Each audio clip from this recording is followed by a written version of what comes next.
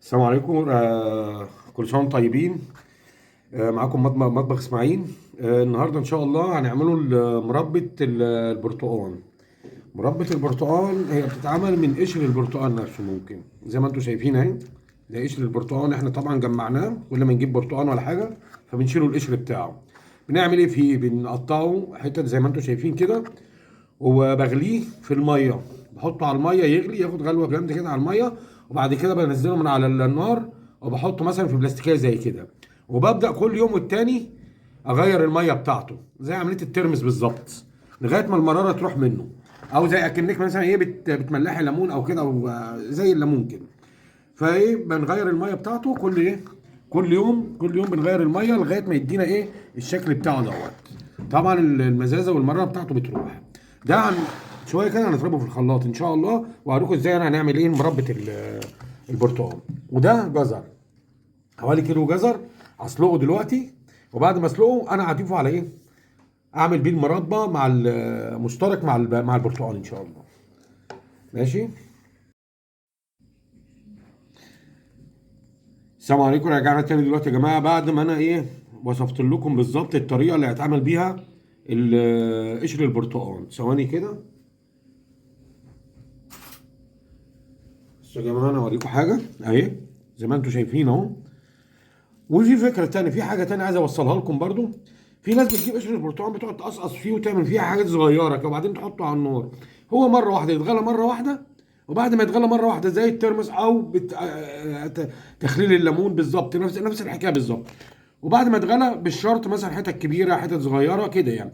وبعد ما يخلص خالص بينزل من على النار، ويبدا كل يوم والتاني اغير له الميه بتاعته. اغير الميه بتاعته، وبعد ما اخلص الميه بتاعته خالص تمام كده ببقى مقطعه كده زي ايه فصوص كده صغيره. بعد ما تتغير الميه بيبدا طعمه يحلو، يعني ايه يروح منه المزازه خالص. تمام. دول هم ايه اللي انا فرمتهم، وبعد كده بفرمهم في الخلاط بنفس الشكل اهو. نفس الشكل انا بيتفرموا معايا. ماشي. وده جزر انا سلقته، حوالي كيلو جزر كده مثلا سلقه تمام، وهضيفه عليه هنعمل مربى برتقال بالجزر. برتقال بالجزر. ودي الميه اللي نزلت منه، العصير بتاعه. العصير بتاعه. العصير بتاعه زي ما انتم شايفينه اهو. برضه هوريه لكم. تمام. اهو قدامكم اهو.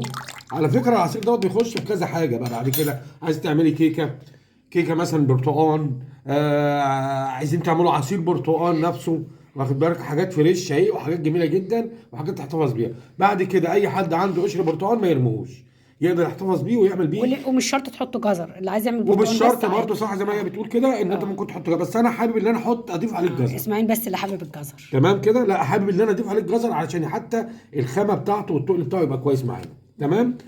انا مش هنعمل الكميه دي كلها دلوقتي، انا هنعمل نصها ممكن. تمام. وهضيف عليها الجزر، وبعد ما اخلص ان شاء الله اوريكم الطريقه اللي انا بعملها بيها على النار دلوقتي. جزر طبعا احنا فرمناه في الخلاط اهو زي ما انتم شايفين الشكل اهو. تمام. اهو. بالشرط بقى اللي نقوله مثلا البرتقال مثلا فاتح غامق، الكلام ده زي ما يجي معاكم القشر بالظبط. اهم حاجه كيلو الجزر مثلا، ارخص من الجزر مفيش دلوقتي في السوق. ماشي. بعد ما سلقته، بس لازم تسلقوا الجزر الاول عشان الجزر طبعا ناشف. بعد ما اتسلق بيتضرب في الخلاط زي ما انا قلت، وبنبدا اضيفه ايه على القشر اهو. والقشر ده برضه اتضرب في الخلاط وصفيته واستخدمت الميه بتاعته مع الجزر. دلوقتي انا هديله السكر بتاعه زي ما انتم شايفين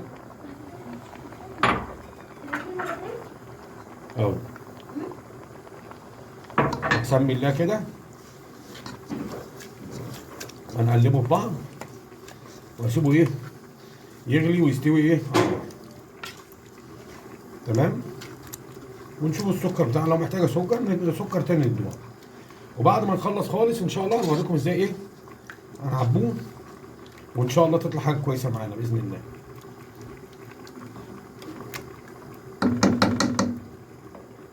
نسيبوها على النار كده لما يستوي نرجع له تاني ان شاء الله.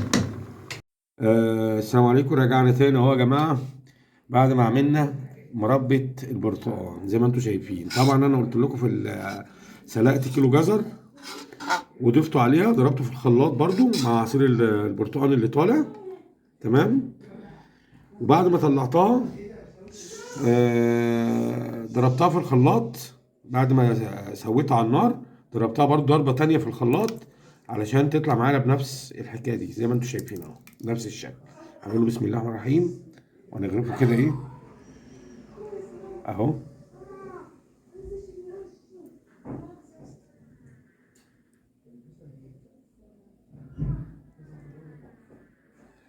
وقولوا لنا ايه رأيكم فيها بس بقى في بجد الآخر كده. ريحتها حلوه قوي. تمام. بس شكلها حلو ازاي وناعمه. لسه البخار طالع ايه سخنه من جايه من على النار.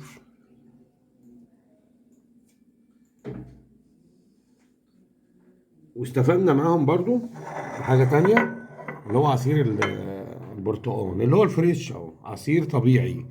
طبعا عندنا كيكة عايزين نعمله حاجة كده فيها الرواقة بتاعت البرتقال، فاهو طلع معانا. على فكرة ده بنحطه في برطمان وبنحتفظ بيه في التلاجة، في أي وقت احنا هنعوزوه مثلا في شغل كده ولا حاجة ناخده منه اهو. وزي ما انتم شايفين اهو المربى عاملة ازاي. لا حلو بجد.